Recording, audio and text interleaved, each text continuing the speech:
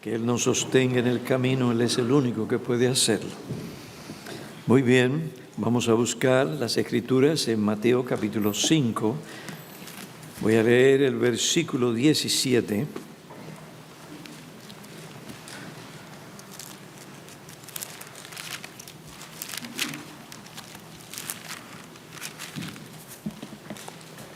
Jesús dijo: no penséis que he venido para abolir la ley o los profetas. No he venido para abolir, sino para cumplir. Oremos.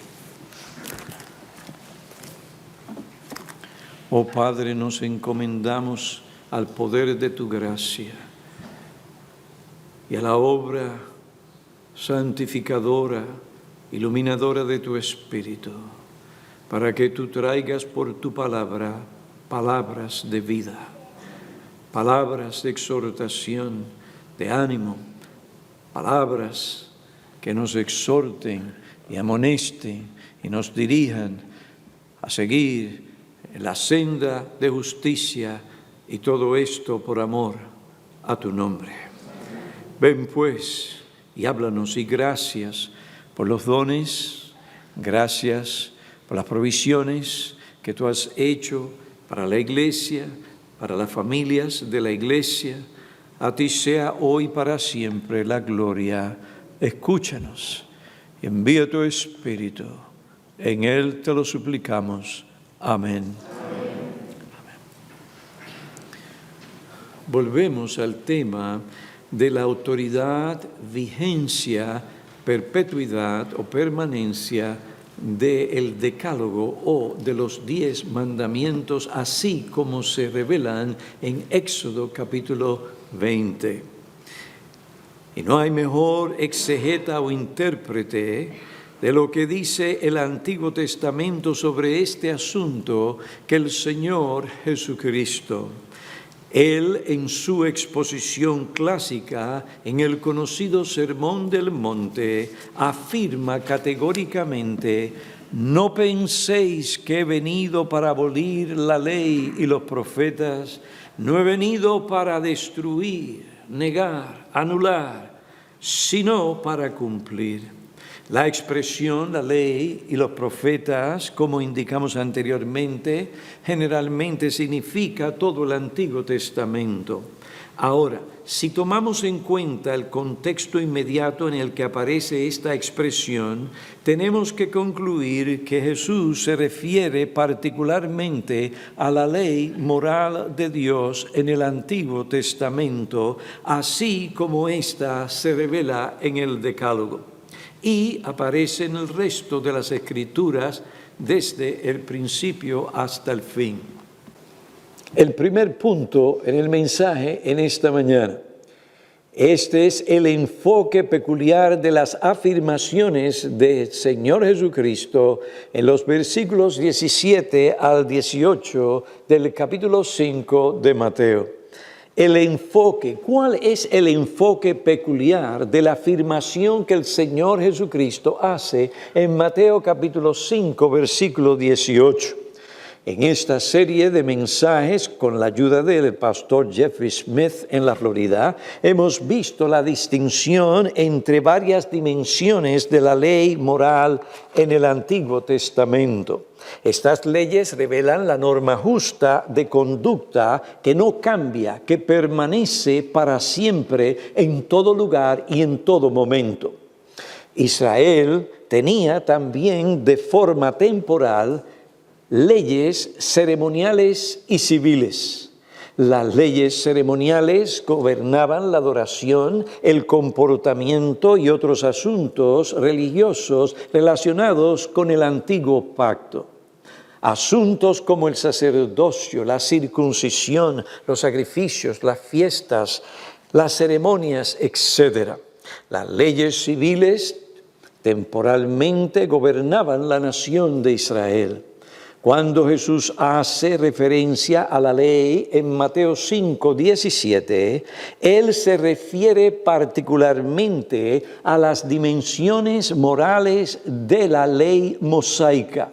Las dimensiones morales de la ley mosaica. Este es el enfoque peculiar del Señor en Mateo 5, 17. Y esto es así, en primer lugar, porque el versículo 19 en este contexto indica que cuando Jesús habla de la ley, Él se refiere principalmente a la ley moral de Dios en el Antiguo Testamento. El versículo 18, Jesús menciona explícitamente la ley. Cuando Jesús aplica tal ley en el versículo 19, el Señor vuelve a aludir y a enfatizar que ese es el aspecto de la ley al que Él principalmente se refiere. El resto del capítulo, si usted lo lee, el Señor lo que está citando y interpretando y explicando es la ley moral de Dios. No es la ley ceremonial, ni tampoco civil. Lea el texto define. Jesús afirma que cualquiera que anule o viole uno de estos mandamientos, por más pequeño o por más insignificante que parezca, será llamado pequeño en el reino de los cielos. Y hay una gran tentación cuando uno ve términos de esta categoría. La inclinación es, bueno, ¿qué significa? Va a tomar tiempo, vamos a pasarlo de largo, es un poco más difícil. No, hay que detenernos y pensar, momento, Dios me ha llamado a ser intérprete de las Escrituras, no un vagoneta. ¿Qué significa esto? Será llamado pequeño en el reino de los cielos. Es decir, pequeño, se salvará, seguirá en el reino. Pero toda bendición, recompensa, gozo serán sacrificados en cierto nivel, en la medida que son obedientes. Es decir, hay grados de remuneración en el cielo. ¿No cree usted aquí que usted puede pasar de largo la ley de Dios y eso no va a costar nada? Oh, sí, todos seremos salvos. Es por gracia la salvación. Sí, todos recibiremos gozo en el cielo inefable, pero no todos tendrán la misma intensidad de gozo, gloria en el cielo. Será llamado pequeño, ¿dónde? En el reino de los cielos. O sea que estamos hablando de alguien que va a estar en el reino de los cielos. Pero será llamado pequeño. ¿Quieres tú ser llamado pequeño? Está bien, después que yo llegue allí. No va a ser lo mismo. Pero el que los enseñe estos mandamientos, los enseña audiblemente o por su ejemplo, recibirá las bendiciones que reciben los que obedecen la palabra de Dios. Sobre este texto algunos dicen que Jesús se refiere a su enseñanza y no a los mandamientos de la ley moral, pero esta afirmación es incorrecta. Esto se debe a que el término en ley o mandamientos nunca se usa en ningún lugar para referirse a la enseñanza del Señor Jesucristo. Por eso es que tenemos que estudiar el texto, sus palabras y el contexto. En el versículo 19 Jesús se refiere principalmente a los mandamientos o a la ley moral de Dios. En segundo lugar, el versículo 18 indica que lo que Jesús se refiere en el versículo 19 como los mandamientos continúan en vigor hasta que pase el cielo y la tierra o hasta el final de este siglo. Y después de este siglo es la segunda venida del Señor y de ahí el estado eterno. El libro de Hebreos nos indica que las leyes ceremoniales del Antiguo Testamento han caducado, están obsoletas. Por lo tanto, el aspecto de la ley del Antiguo Testamento que el Señor Jesucristo se refiere no es a la ley ceremonial ni es a la ley civil, sino a la ley moral de Dios, los 10 mandamientos, el decálogo. Esta ley retiene su autoridad y vigor. Esta ley retiene su autoridad y vigor, aún entre nosotros los cristianos. Esta ley sigue exigiendo la obediencia del cristiano y también de los incrédulos. Es la ley moral de Dios. Es la ley escrita en cierta forma, es decir, la obra de la ley escrita en el corazón aún de los incrédulos. Romanos capítulo 2.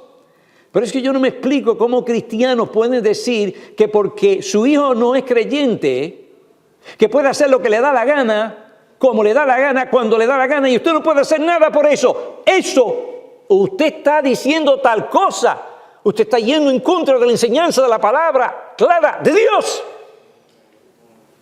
Lo que usted espera, requiere de su hijo o de su hija, sea cristiano o no cristiano, es porque Dios lo demanda de su hijo o de su hija por el mero hecho de ser él una criatura creada a imagen de Dios. Eso está escrito en cierta manera. De manera que los gentiles que no tienen la ley escrita, moral, hacen por instinto aquellas cosas que tienen que ver con la ley, su conciencia acusándoles, su conciencia dictándoles, está mal. Mereces el juicio de Dios. Los gentiles, ellos mismos se dan cuenta que los que practican tales cosas son dignos ¿de qué? De muerte.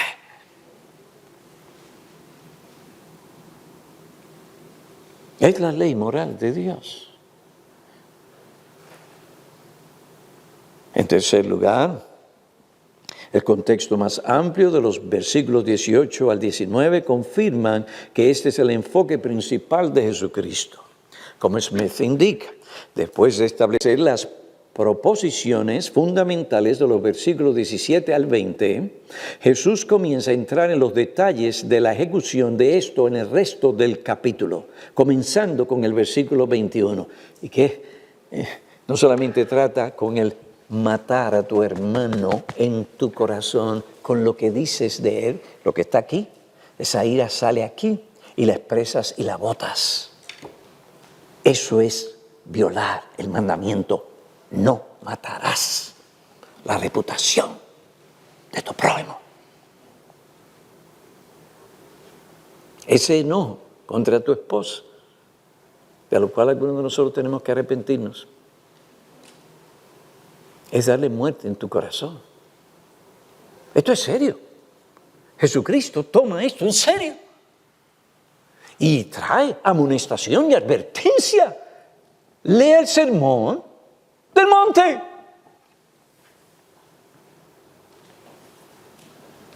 A medida que uno lee el resto del capítulo, Jesús sigue citando el Antiguo Testamento. Ahora, Él no cita las profecías o las promesas del Antiguo Testamento en este contexto, ni cita los requisitos de la ley ceremonial del Antiguo Testamento. Jesús principalmente cita, explica, interpreta correctamente y aplica las dimensiones morales de la enseñanza del Antiguo Testamento, Mateo 5:21 al versículo 48. Si tú hojeas el capítulo, verás que este es el énfasis del pasaje y del resto del sermón del monte. Tal énfasis recae sobre las dimensiones y aplicaciones de la ley moral de Dios. Pues hasta aquí hemos visto el enfoque peculiar de las afirmaciones del Señor Jesucristo en el versículo 17 y 20. Su enfoque peculiar es la autoridad, permanencia de la ley moral del Antiguo Testamento como la norma de vida de los súbditos de su reino, porque es el sermón del monte. Es un sermón dirigido principal, no exclusiva, pero principalmente dirigido a los creyentes, a los cristianos, a sus discípulos, aquellos que son súbditos de su reino, aquellos en cuyo corazón ha venido el reino de Cristo. El enfoque peculiar de las afirmaciones del Señor Jesucristo en el versículo 17 al 20. En segundo lugar, en esta sección del Sermón del Monte encontramos la aplicación penetrante de las afirmaciones de Jesús. Encontramos la aplicación penetrante. Cuando digo penetrante, usted no lo ve, pero entra. Si alguien viene aquí y de momento me entierra un puñal, usted lo ve. Esto si no han sido afectados por todas esas no puedo pronunciar esa palabra. Si ustedes han sido afectados por los medios sociales y de comunicación, ya ven a alguien morir como si estuvieran comiendo un pedazo de pan. ¿Usted no ha visto a los que anuncian y dan las noticias? Dicen que alguien se murió y al ratito están como si nada hubiera pasado. Pero si ustedes ven y no han sido afectados por esta situación, alguien que viene y me entierra un puñal, se levanta todo el mundo, ¿qué pasa? Sí. El problema es que muchas veces no vemos eso cuando estamos hablando de algo espiritual. Pero yo le garantizo a usted que cuando Natán confrontó a David, el puñal, la espada, la flecha, la lanza, entró. Cuando el profeta aplicó la ley moral de Dios al corazón de este hombre y a su conciencia, no hubo escudo, pared que no traspasara y llegara a la profundidad de la conciencia de este individuo, al extremo o al punto que él reconoció inmediatamente su pecado. ¿Y cómo lo reconoció? Y la expresión de ese reconocimiento y su manifestación penitente lo encontramos en el Salmo 51. Contra ti solo he pecado y he hecho lo malo delante de tus ojos para que tú seas justificado. La ley de Dios justifica, siempre justificará a Dios. Aquí en el Sermón del Monte encontramos a un predicador, a un pastor de almas, a un verdadero siervo de Dios, Jesucristo, por excelencia. Aplicación penetrante de las afirmaciones de Jesús. Oh, pastor, tú que me escuchas, Jesucristo es tu ejemplo. No esa clase de predicadores que no se atreven a usar la espada ni el puñal de la ley moral de Dios. Con amor, por amor, para el bien de las almas. Sé un ministro fiel. Y esto te va a costar. No importa. Es la gloria de Dios. Es el bien de esa alma.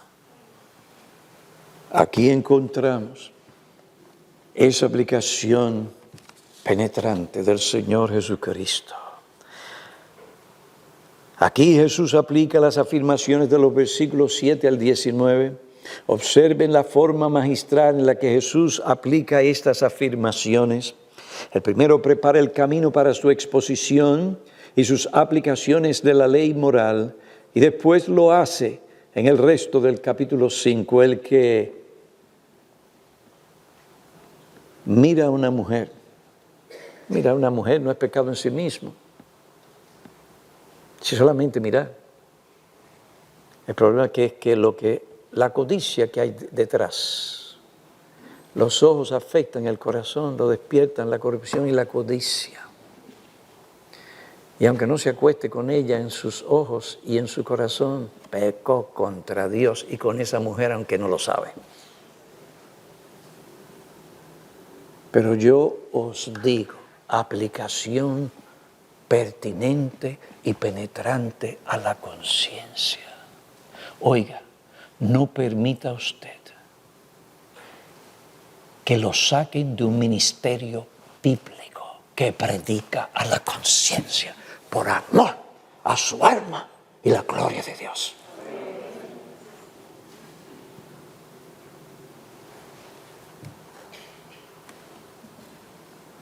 Jesucristo prepara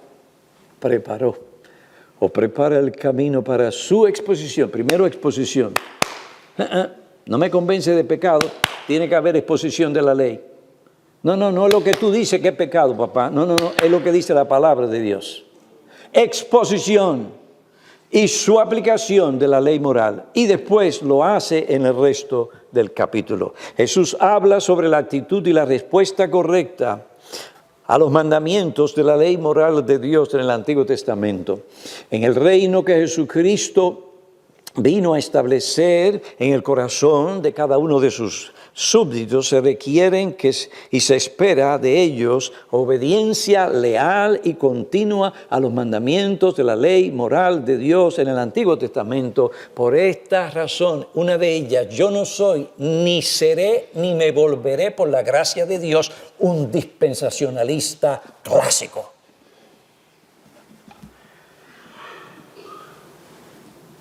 Para algunos de ellos, este sermón es para los judíos y no para nosotros. ¿Quién le dijo a usted tal cosa? Jesucristo está hablando de los súbditos del único reino que Él tiene. Es el reino de ¿quién? De Jesucristo, de los cielos. ¿Quién le dice a usted que el mandamiento y la aplicación de no adulterarás no es para usted, sino para los judíos? ¿Usted ve, hermano? ¿Se dan cuenta? El dispensacionalismo, como indiqué anteriormente, no es simplemente sobre doctrinas sobre el futuro. Es una interpretación del principio al fin de la ley de Dios y deja fuera el lugar de la ley. Hay dispensacionalistas, como algunos de los predicadores modernos conocidos, que son inconsecuentes con su pasado o no quieren reconocerlo. ¿De dónde salió el dispensacionalismo? Y por esto hacen abacadabra, mata de cabra y bueno, le dan su matiz y allá dan otro dispensacionalismo. Pero no se olvide, empezó aquí. Y en una forma u otra los agarra por esas mismas ideas. Luego cuando usted está leyendo un famoso comentario que nosotros tenemos ahí, cuídese usted cuando está leyendo. Cuando empieza a hablar de la ley o del futuro, diga, aquí no, vamos a seguir. Lo demás, bueno, esto no. Jesús habla sobre la actitud y la respuesta correcta a los mandamientos de la ley moral de Dios. En el versículo 19 declara, cualquiera pues. Esta expresión se refiere a lo que Jesús acabó de decir en los versículos 17 y 18. Ya que no he venido a abolir la ley o los profetas, ya que ni la letra más pequeña de una tilde de la ley se perderá hasta que todo se cumpla, ya que el que cualquiera que no cumpla uno solo de estos mandamientos será llamado pequeño en el reino de los cielos. A la luz de todas estas cosas, Jesús dijo, no he venido a abolir la ley, sino a cumplir, sí, los mandamientos de la ley moral de Dios en el Antiguo Testamento. Toda la Escritura es inspirada por Dios y es útil, y Pablo, apóstol, Nuevo Testamento, bajo el Nuevo Pacto, dice que el Antiguo Testamento es útil para enseñar, para convencer de pecado. Es imposible convencer de pecado si usted no aplica de una manera correcta y penetrante la ley de Dios. Para redarguir, para corregir, para instruir al hombre de Dios en justicia. Yo no he venido para abolir tal ley. No dejen que nadie ni ningún sistema los engañe. Y una de las cosas que me llevó a mí fuera del dispensacionalismo era que cuando yo leía mi Biblia, si no hacía todas las maniobras y todas las explicaciones para llegar a donde ellos llegan, simplemente leyendo mi Biblia no lo encontraba ahí. No estaba ahí. Ese dichoso rapto secreto no está en la Biblia. Sí hay un rapto, pero no el que ellos enseñan.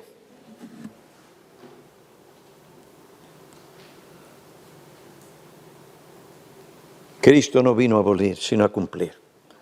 Tú no eres mejor que Jesucristo.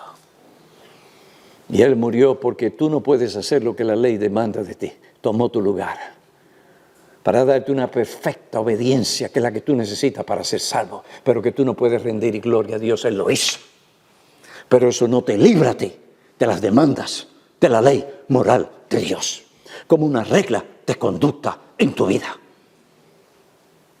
Y aquellos cristianos que socavan esto o que lo ignoran, vean cómo viven en sus vidas. Lo excusan y después dicen que Piñero es estricto.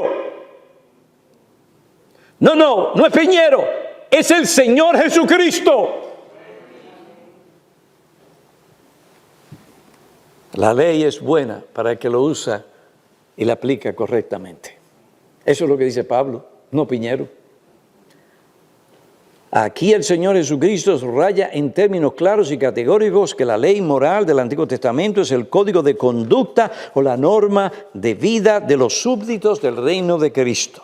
Ahora bien, aunque no somos justificados por las obras de obediencia a la ley, y aunque el cristiano no está bajo la maldición de la ley, ahora se dan cuenta un poquito porque dice será llamado pequeño, porque no se está tratando de salvación por obras de la ley. Será llamado pequeño. Tú no me deciste, será llamado pequeño. Pero salvación, esa es por gracia, no es por obra. El cristiano no está bajo la maldición de la ley. Aún así, la ley moral debe ser enseñada y practicada por cada cristiano.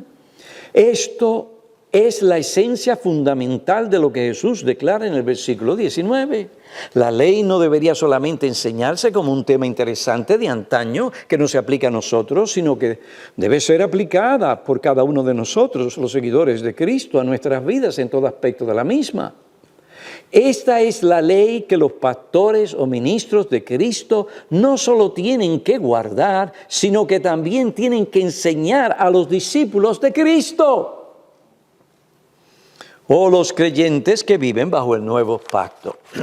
El versículo 19 declara cualquiera que guarde, pero no solamente es practicarlos, hay que enseñarlos, las dos cosas. No, yo no hablo de eso, yo ministro del Evangelio, yo no hablo de eso. El Espíritu Santo que lo haga. Yo solamente lo practico. Oye, bien, eso no es lo que dice el texto. ¿Eres un cristiano bíblico? ¿Eres un ministro bíblico? ¿O eres un ministro según tu mente y tu corazón? ¿Qué dice el texto? Me acuerdo las palabras de mi nieto cuando tenía, creo que 3 años. Le decía a su congregación, ¿qué dice el texto? El texto no dice esto, el texto no dice aquello, el texto no dice esto. ¿Dónde aprendió el pastor Martín? Porque su madre lo ponía a oír al pastor Martín. Usted está poniendo a sus hijos a oír al pastor Martín, se lo aconsejo. No le garantizo el fruto, eso es del Señor, pero usted tiene que sembrar. Y sin siembra usted no espere cosecha. ¿Qué dice el texto? El texto es bien claro. El Señor no vino a abolir, sino a cumplir. El que guarde y los enseñe en el presente será llamado grande. A mí no me importa lo que digan de mí. Y tú debes de tener la misma perspectiva. Lo importante es guardar y enseñar. ¿Y quién nos da la vindicación? ¿Y quién nos da la bendición? Eso es el texto, sigue el texto. Olvídese de lo demás, estamos en el texto, quédese en el texto. Guarde y los enseñe. Esto es para ti, esto es para mí, especialmente que tengo la responsabilidad seria. No muchos maestros, porque recibirán mayor condenación. Si no soy fiel, mira lo que me va a pasar a mí. Esto es algo muy serio, estar detrás de un púlpito. Hay algunos que lo toman como un vacilón, pero Dios no lo ve así. Cualquiera que guarde y los enseñe en el presente será llamado grande en el reino de los cielos. Es eso lo que estamos buscando. Eso es lo que yo estoy buscando por la gracia de Dios. Pues aquí hemos visto el enfoque peculiar de las afirmaciones del Señor Jesucristo en los versículos 17 y 18 en Mateo capítulo 5. En segundo lugar, vimos la aplicación penetrante de las afirmaciones de Jesús en el versículo 19. Ahora, pasamos a mencionar algunas lecciones prácticas que encontramos en este pasaje. La primera lección que brevemente mencioné es que no estamos bajo la ley como un medio de justificación. No somos justificados y salvados por nuestras obras de obediencia a la ley, sino por la gracia, por medio de la fe en el Señor Jesucristo. Efesios capítulo 2, versículo 8.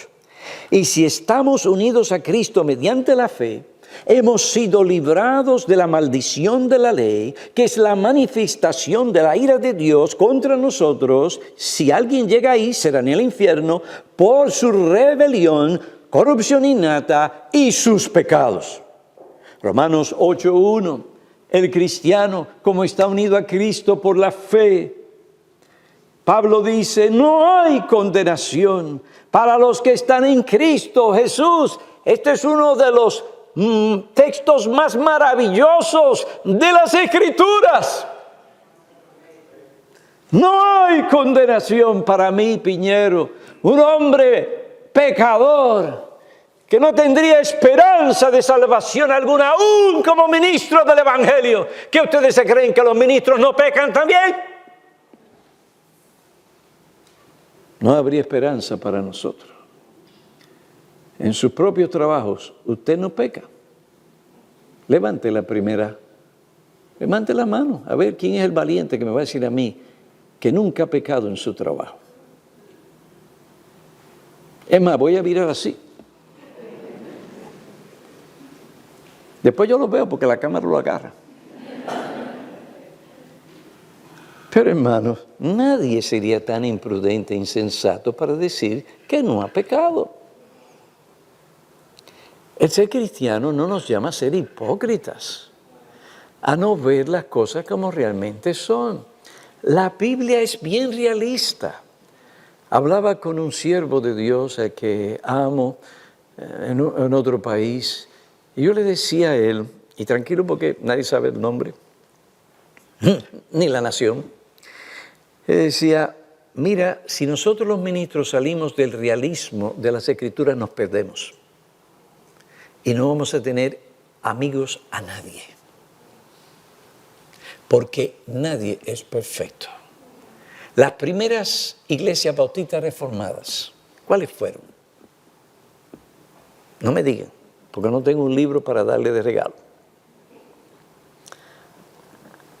Las iglesias establecidas por los apóstoles. Uno de ellos, Pablo. Usted. No hay mejor bautista reformado que Pablo. Tal vez Pedro. ¿Te entiende el asunto? ¿A qué iglesia usted quiere pertenecer en el Nuevo Testamento que no haya problema?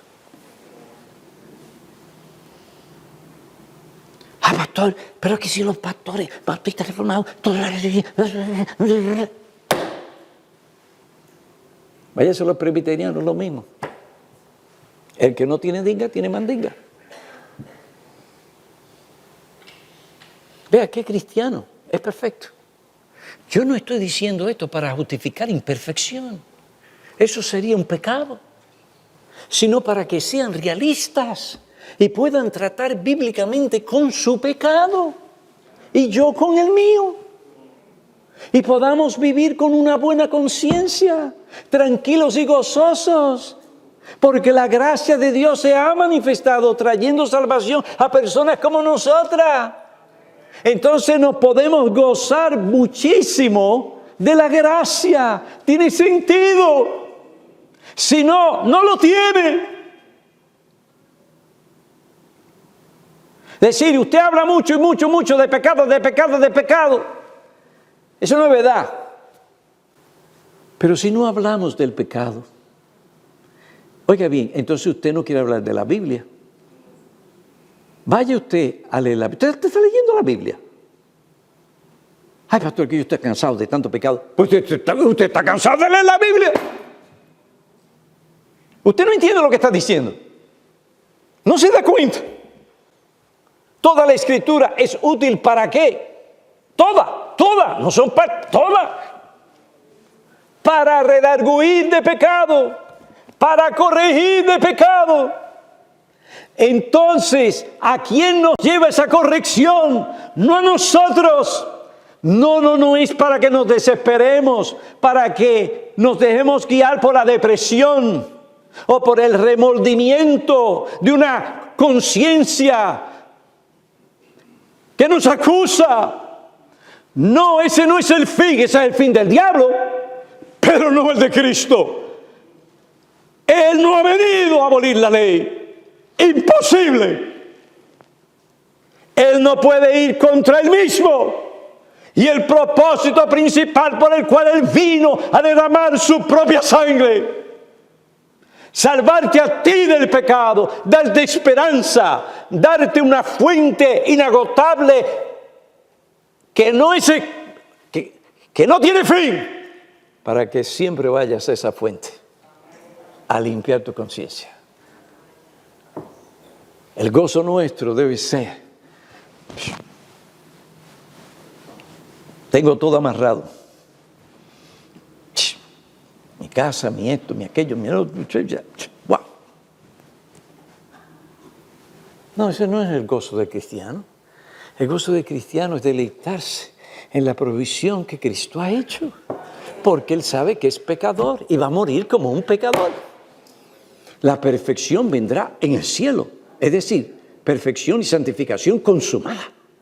Pero aquí en la tierra es Cristo, Cristo y Cristo y Cristo y siempre Cristo y todo Cristo y todo por la gracia de Dios. Si estamos unidos a Cristo mediante la fe, hemos sido librados de la maldición. ¿Para qué? Para servir a Cristo. Los que no andan conforme a la carne, sino conforme al Espíritu. Por eso no hay condenación ahora. No hay ahora condenación para los que están en Cristo Jesús, los que no andan conforme a ¿qué? La carne. ¿Te ve? Pablo no tiene un problema entre la obediencia y la gracia. Son algunos creyentes que no quieren sentir su obligación, que quieren andar como quieren y se les hace difícil controlar su corazón. ¡Ay, qué tal problema! No hay ahora condenación para los que están en Cristo Jesús. Los que no andan conforme a la carne, conforme a los dictados de su corazón caído, influidos por una naturaleza caída, sino conforme al Espíritu. ¿A dónde nos lleva el Espíritu? A cumplir la ley de Dios. Ahora, ¿significa esto que no hay condenación para los que están en Cristo Jesús, que el cristiano ya no tiene que obedecer la ley moral de Dios? No, en lo absoluto. Somos salvos por del poder del pecado y librados de la injusticia para recibir la gracia que nos capacita para obedecer la ley moral de Dios. Expresada en el Decálogo, ejemplificada por excelencia en la vida de nuestro Señor Jesucristo, proclamada, aplicada y practicada por los apóstoles. El apóstol Juan dijo: el que dice que permanece en Él debe andar como Él anduvo. Juan 13:15, porque os he dado ejemplo tengo que leer esto bien. Porque os he dado ejemplo para como yo os he hecho, vosotros también hagáis. Ahí está Jesucristo. Jesucristo. Mira, cuando tú tomas a Jesucristo por tu modelo perfecto de obediencia, tú no vas a vivir como un cristiano frustrado. Oye, pero este cristiano es así, aquel cristiano es así, aquel otro es así, el otro es así, esto y lo otro. ¿Cuál es tu ejemplo? Es Cristo. Ese no falla. Ese no falla ni fallará. Síguelo a Él. Porque os he dado ejemplo para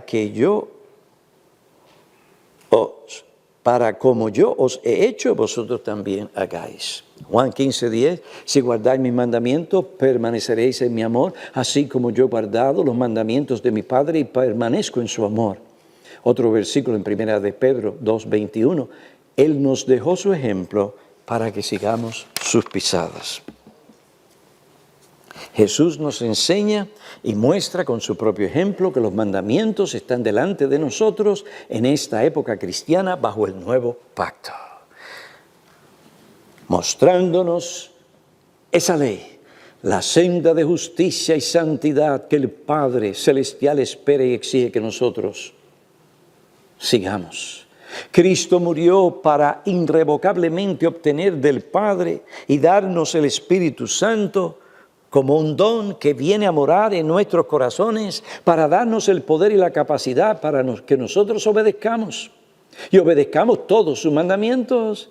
La gracia, como dijo Smith, no significa la ausencia de la ley en nuestras vidas, de aquella ley que debemos obedecer continuamente, ni significa que no tenemos una norma objetiva escritural que tenemos que seguir. Tampoco significa que ya no es nuestro deber obedecer la ley moral de Dios, en ningún modo. La ley moral continúa siendo y continuará siendo nuestra norma de vida, regla que define la clase de vida que el Señor quiere que tú y yo vivamos para agradarle a Él, para mostrar un verdadero amor hacia Él. No para ganar salvación, sino porque hemos sido salvados, entonces vivimos de una manera consecuente con la ley de Dios para el propósito, el fin por el cual Cristo murió y te salvó.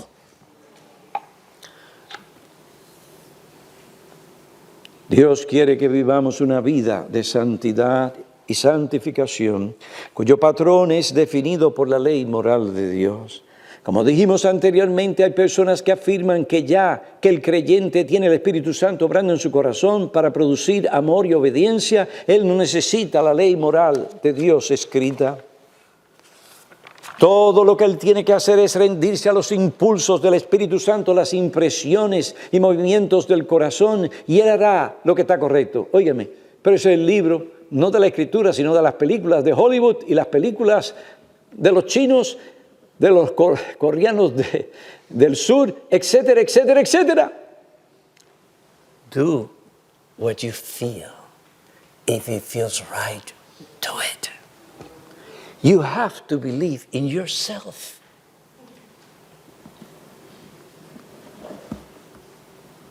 Hay el momento que uno se encuentra hablando en lengua. Ustedes ven que muchas de las cosas que nosotros a veces los cristianos vivimos no las sacamos de la Biblia, sino de Hollywood. Porque no estamos estudiando la Biblia, no estamos profundizando en la Biblia. Sin la ley, usted no sabe lo que es justicia, ni santidad. Sin la ley moral de Dios, el hombre no puede ver porque ha perdido sus lentes, está perdido. Será presa fácil del mundo, del diablo y de su propio corazón engañoso. Estas cosas los desviarán de la senda de justicia, se encontrará por los caminos de impiedad e iniquidad que solo conducen a la muerte. ¿Por qué necesitamos la ley moral de Dios? La primera razón, tengo otras, pero no voy a ir hoy allí. La primera razón, porque el amor por Dios y Cristo solo provee la motivación para hacer la voluntad de Dios y lo que le agrada a Él. El amor por Dios, ¿qué hace en ti? ¿Qué es lo que provee en ti? La motivación para hacer la voluntad de Dios, pero no te da el conocimiento. El conocimiento te lo da la ley moral de Dios, aplicada correctamente. Porque si se aplica correctamente con su equilibrio teológico y bíblico, es buena. Pablo dice, es buena. Hay que dar gracias a Dios por su ley. Bueno, hermanos, que el Señor en su misericordia nos ayude a nosotros a entender estas cosas. Hemos visto dos cosas aquí. Vimos la afirmación que el Señor hace en Mateo capítulo 5, versículo 17, sobre la ley. Y hemos visto esa aplicación penetrante de la ley a nuestros corazones. Espero que el Espíritu Santo hoy haya hecho eso en ti. ¿Y sabes qué? Que salgas de aquí con Cristo, no con el pastor Piñero, no discutiendo con el pastor Piñero. No discutas más. Me vas a ganar. Yo me doy por vencido. Es como un pastor que yo conozco, a quien amo y respeto. Debates con él. Yo nunca he entrado ni entraré, si Dios me permite su gracia, en mi vida. Porque ¿sabe qué? Que aunque él no tenga razón, él va a ganar ese debate porque tiene la capacidad que Dios da a ciertos hombres de poder cuando están de pie, poder discutir un caso y ganarlo aunque no tengan la razón. Pastor, ¿usted está bromeando? No. ¿Cuántos abogados no ganan los casos cuando las personas son más culpables que el mismo diablo? Y el jurado dice, no culpable. Y el juez, ¡para! Yo también, no culpable. ¿Cuántas veces se ha descubierto que ese era más culpable que el diablo?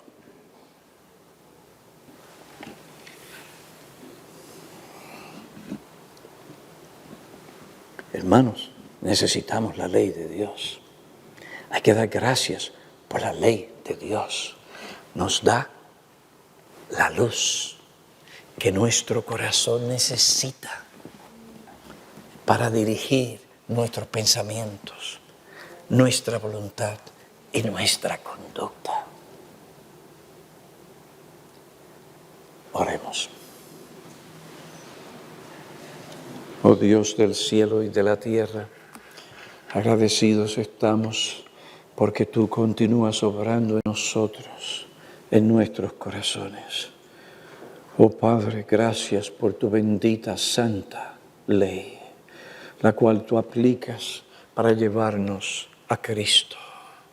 Y te damos gracias porque en Él tenemos todo lo que necesitamos para que Él sea nuestro gozo, nuestra paz, la bendición máxima de nuestras almas. Oh Padre, perdónanos por no mantener la ley en nuestras vidas como tú exiges y esperas de nosotros. Líbranos de depender de la ley para ser aceptados por ti, reconocidos, pero sí, oh Dios, para llevarnos a Cristo.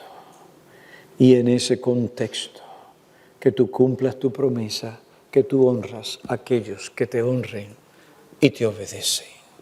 Todo por gracia. A ti la gloria, en Cristo. Amén.